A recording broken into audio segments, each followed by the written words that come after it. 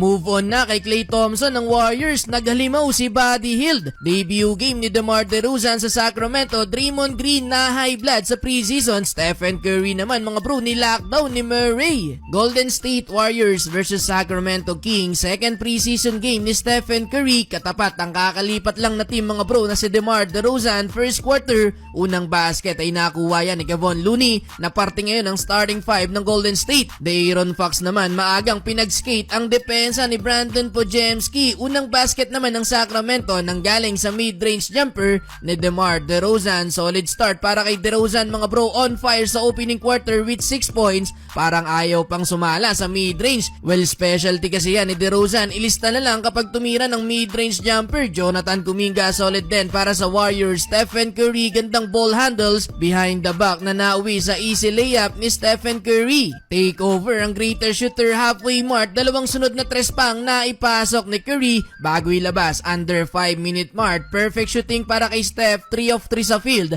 Kontrolado din ng Golden State ang kalamangan. Buddy Hield 3-pointer, 23-20. Kumaka na ang bago ng Warriors. Eto pa isang tres mula naman kay DeAnthony Melton. Parang hindi ramdam ang pagkakawala ni Klay Thompson kung kalat ang mga shooters ng Warriors. Solid off the bench etong si Buddy Hield mga bro, quick 8 points sa loob lang ng 5 minutes na playing time. End of first quarter, lamang pa ng 4 ang Golden State, 31-27. Second quarter, 5-0 start para sa home team. Malik Monk and one layup kontra kay Draymond Green. Nag-flex pa mga bro, nagalit pa sa officials etong si Draymond. Gigil na nakipag-usap sa isang referee pero tinawanan lang si Draymond. Well, nakabawi sa kabilang Warriors, tatlong sunod na tres mula kay Kuminga, Draymond at Stephen Curry. Napakainit ng shooting ng Golden State sa quarter na to mga bro. Double digit na sa first half ang total 3 points ng Warriors. Etong si Draymond Green nakapukol ng dalawa mga bro. Yun nga lang bad news, napabalik ng locker room si Brandon Podziemski matapos bumangga sa pick ng big man ng Sacramento.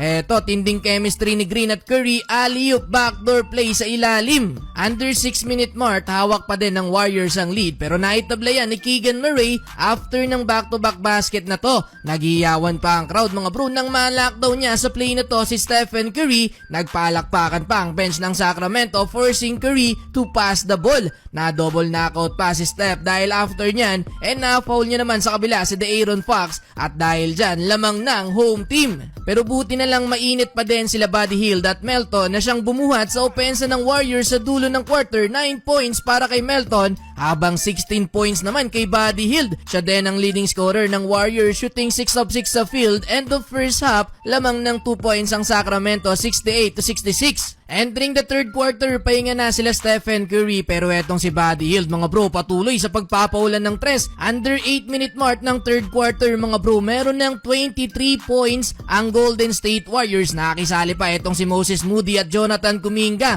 Lumamang ng 7 points ang Golden State under 7 minutes. 4-point play para kay Moody. Grabe ang Warriors sa preseason mga bro, 19 points para kay Buddy Hield, shooting perfect 7 of 7 sa field. 13 points para kay Stephen Curry. Kuminga 16 points.